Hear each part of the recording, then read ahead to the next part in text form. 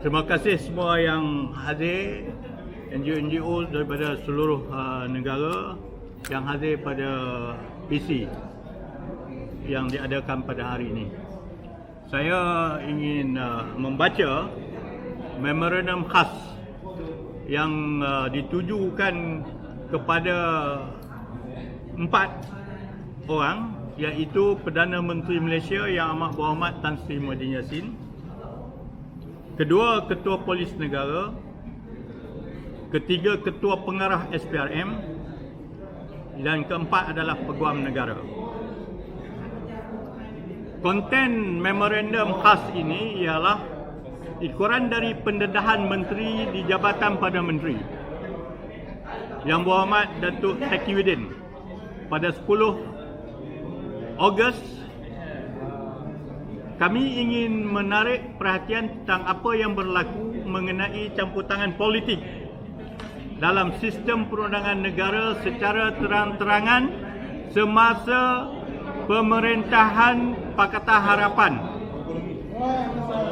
Apa yang berlaku pada bulan Mei 2018, Peguam Negara ketika itu Tan Sri Tommy Thomas telah membawa surat representasi daripada Peguam Tan Sri Lim Soon Peng yang ada kaitan dengan kes 1MDB kepada Yang Berhormat Lim Guan Eng, memohon supaya akaun bank Tan Sri tersebut dinyahbekukan. Surat tersebut bertajuk Application to Release the Frozen Accounts of Yang Berbahagia Tan Sri Lim Soon Peng. Kemudian kami difahamkan bahawa Lim Guan Eng telah membawa surat representasi tersebut kepada mantan Perdana Menteri Tun Dr. Mahathir Mohamad untuk dipertimbangkan. Selepas itu, ianya diminitkan oleh Perdana Menteri ketika itu, Tun Dr. Mahathir Mohamad. Minit itu berbunyi, saya berpendapat penyelewengan oleh mantan Perdana Menteri Datuk Seri Najib Tun Razak tidak boleh disalahkan kepada Tan Sri Lim Soon Peng. Bermakna di sini bekas Perdana Menteri telah membuat satu andaian seolah-olah Datuk Seri Najib telah bersalah dalam kes penyelewengan, sehingga kan dalam minit dia tulis dan dia sebut di situ kerana pada pemikiran dia bahawa Datuk Najib ni bersalah, jadi tidak boleh disalahkan kepada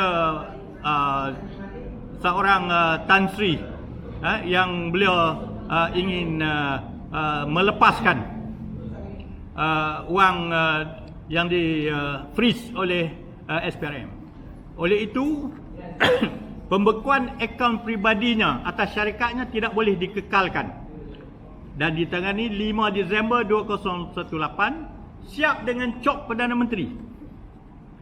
Surat itu kemudiannya diminitkan sekali lagi oleh Lim Guan Eng bertarikh 19 Februari 2019 yang meminta supaya SPRM segera menarik semula arahan pembekuan terbabit seperti yang diminta oleh Perdana Menteri. Minit berkenaan berbunyi, Yang Berhormat AG, ini surat dia. Please lift the freeze of accounts as requested by Prime Minister bertarikh 19 Februari 2019. Susulan daripada surat itu, Tommy Thomas kemudian membalas surat kepada Lim Guan Eng bertarikh 31 Mei 2019 memaklumkan mengenai status pembekuan akaun ahli perniagaan berbabit dan arahan beliau kepada SPRM. Tak pernah berlaku dalam sejarah perundangan negara bahawa kuasa politik mencapuri urusan mahkamah secara terang-terangan. Oleh demikian, kami dari NGO seluruh negara yang hadir pada hari ini telah membuat ketetapan seperti berikut. 1. Pihak berkuasa without fear of favor hendaklah menyiasat salah guna kuasa yang serius ke atas mantan Perdana Menteri Tun Dr. Mahathir Mohamad, mantan Menteri Keuangan dan mantan Peguam Negara. 2. Sekiranya berlaku salah guna kuasa tindakan pendakwaan hendaklah dilakukan. Ketiga, hentikan sebarang campur tangan politik dalam sistem perundangan negara. Kerana sesungguhnya badan perundangan dan sistem kehakiman negara sepatutnya bebas dari sebarang campur tangan politik.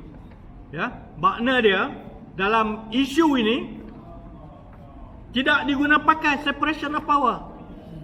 Walahal Perdana Menteri beliau ada kuasa dia, tetapi dia campur aduk, dia campurkan kuasa encroachment against the executive to the judiciary. Jadi mana dia yang separation of power, mana yang dia sebut bahawa rule of law. This is not rule of law, saudara sekalian. Yang keempat, kami mahu hentilah amalan pendakwaan terpilih dalam badan perorangan negara. Walahal Tan Sri ini telah pun diambil tindakan oleh Badan Pencegah Rasuah SPRM. Perdana Menteri buat mini, guna kuasa hubungan dengan Menteri Keuangan, bekas Menteri Keuangan, sehingga akan mengeluarkan satu minit seolah-olah macam ini arahan lah. Dan akhirnya peniaga tycoon timber property tycoon telah mendapat balik wang dia. Sekarang kita tengok berapa banyak pemimpin-pemimpin negara semasa kes 1MDB ada mendapat priority, mendapat immunity dalam kes-kes sebegini. Saya rasa inilah satu kes saja yang telah mendapat balik wang pembekuan oleh SPRM. Jadi makna dia amalan pendakwaan terpilih mestilah sepatutnya tidak berlaku lagi di dalam negara kita ini. Sekira sistem perundangan dan badan kehakiman dikawal oleh ahli-ahli politik, maka negara akan menuju kehancuran. Tiada ada keyakinan dari pelabur-pelabur asing dan akhirnya ekonomi negara terjerumus dengan kegawatan. Auzubillah. Kita mohon jasa baik empat-empat memorandum yang kami akan serahkan. Dan pada 19 hari bulan ini kami akan beramai-ramai berada di Ibu Pejabat SPRM untuk menghantar memorandum dan juga membuat laporan. Tapi hari ini bermula 2 hari lepas kami dah ada 6 laporan dan insya-Allah akan banyak lagi laporan-laporan daripada seluruh negara. Begitu juga kami merayu kepada parti-parti politik, bacalah exposure yang paling serius dalam negara kita ini, supaya mengambil tindakan, membuat laporan kepada SPRM dan polis, dan kita mahu perkara ini berhentikan. Jika tidak, ianya menjadi satu presiden.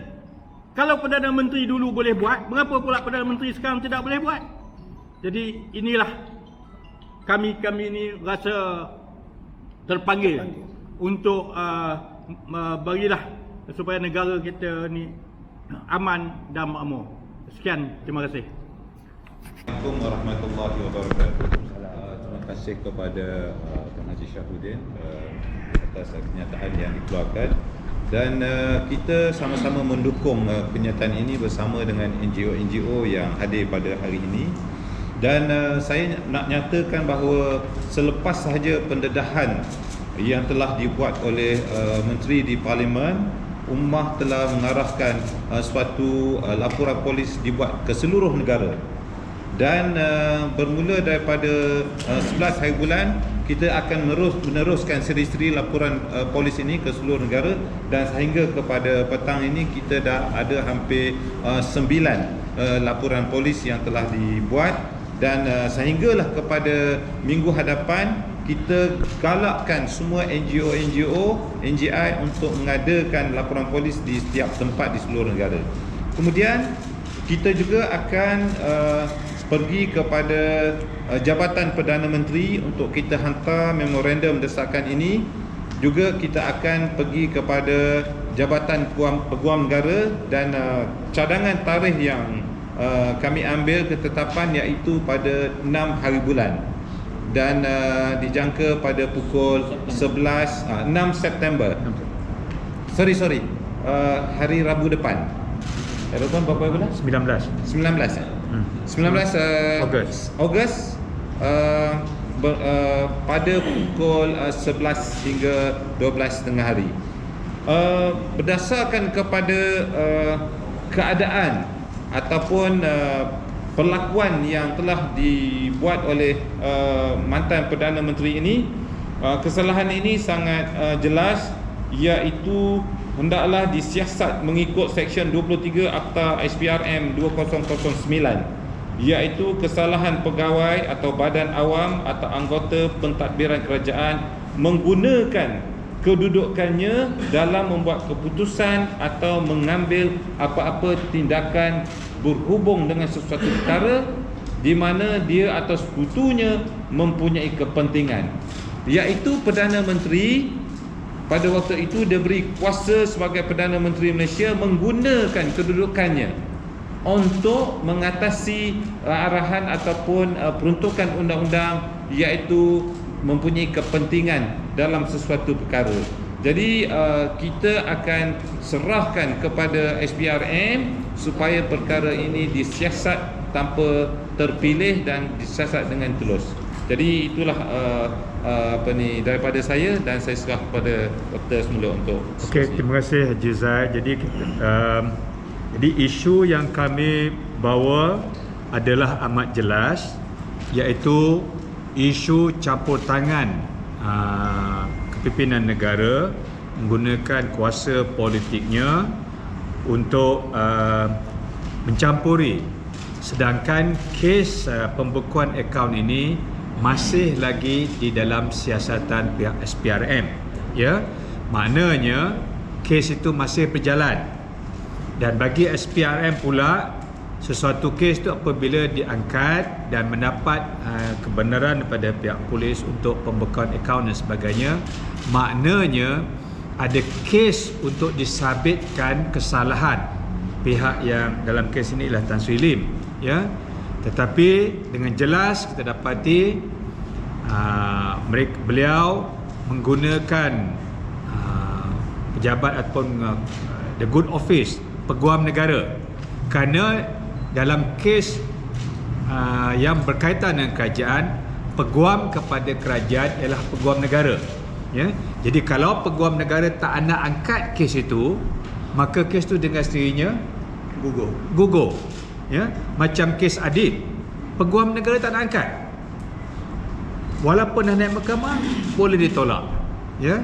Jadi kerana peguam negara sendiri, kalau dia ambil pun dia hantar barangkali peguam yang junior, yang tak mampu nak berhujah dan sebagainya mempertahankan kes tadi, ya.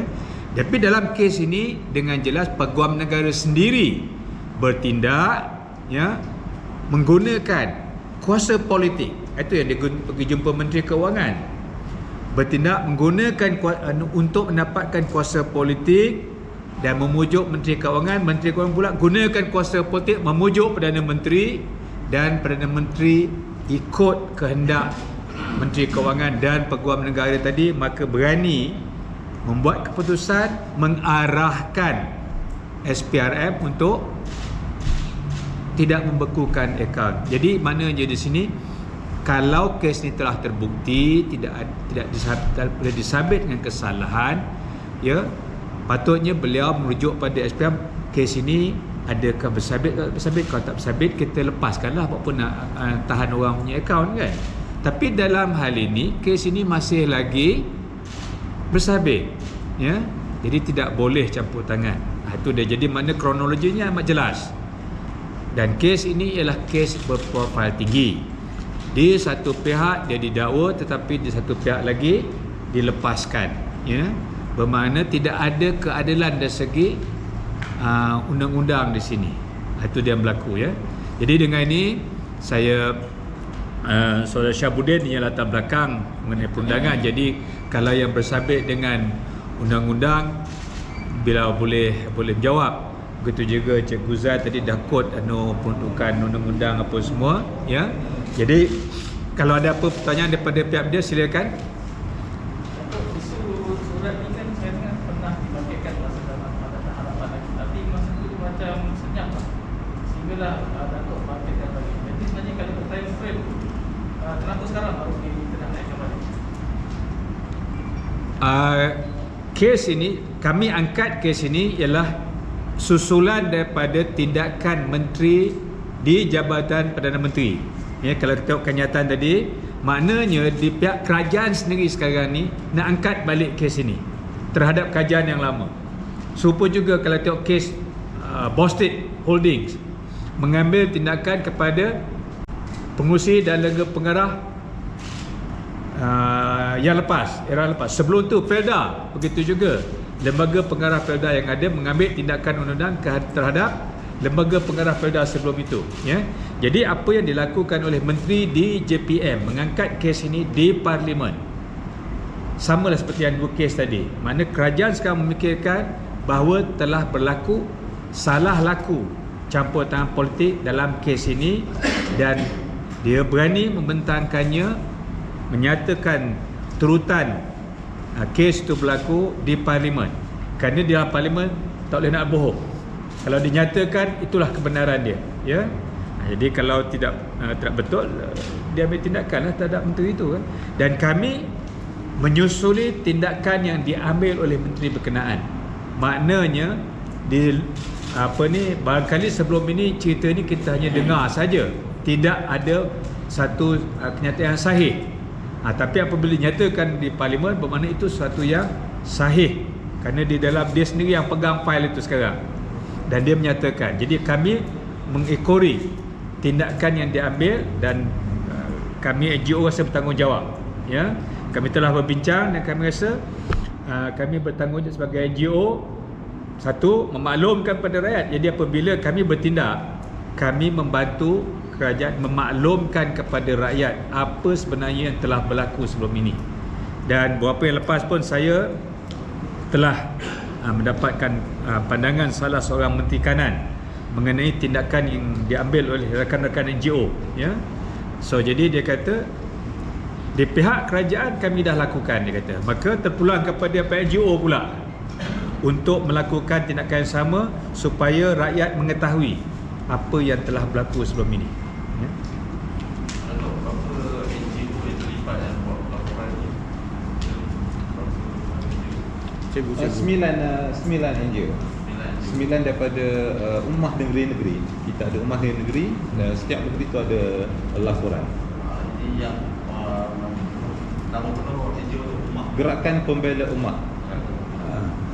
Dia Gerakan Pembela Ummah ni dia ada rangkaian pusat, negeri, apa semua sekali, Macam MPM kami caucus saja. Kami hanya ada di Kuala Lumpur sebab MPM hanya caucus. Tetapi melalui NGO yang bersekutu dengan MPM macam Ummah, Pembela dan lain-lain lagi, ya.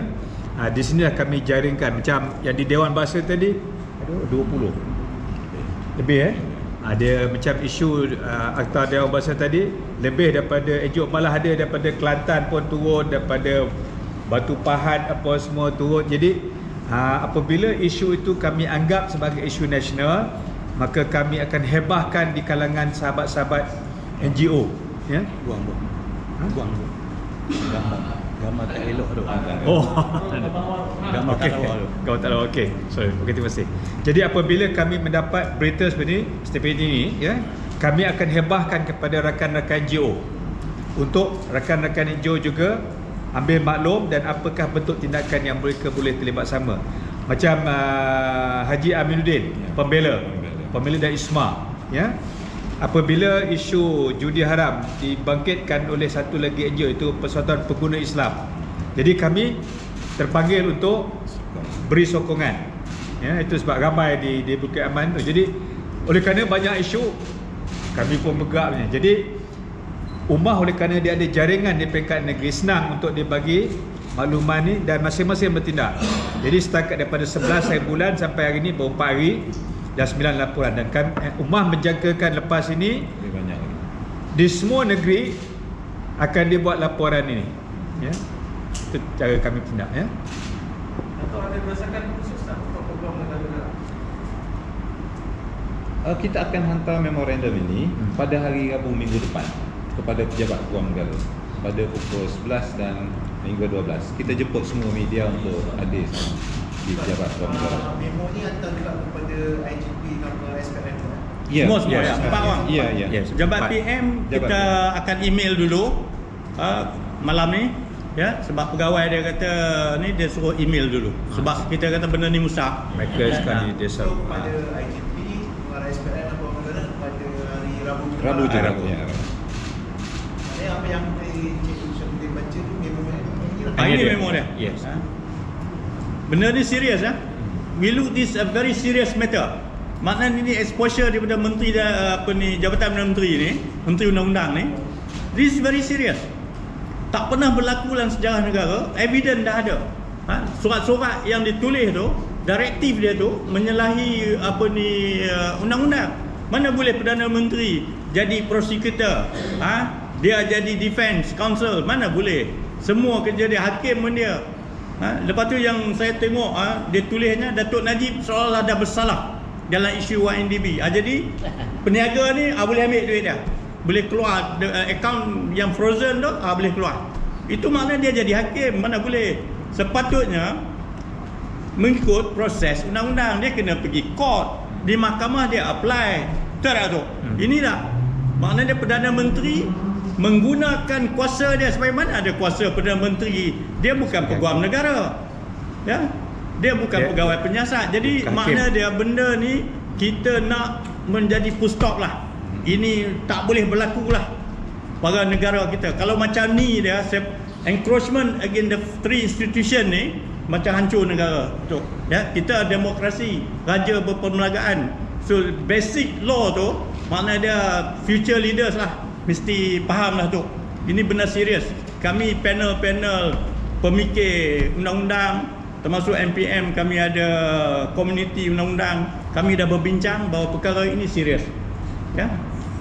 Datuk, kalau tak ada tindakan daripada kerajaan, daripada pangkat badan ni, apa tindakan? Okey, ini sangat menarik ya. Biasanya dulu NGO ni kami desak, bising lah. Habis kuat pergi buat demonstrasi jalan Mulai tahun lepas kita dah mula mengambil tindakan undang-undang. Ya.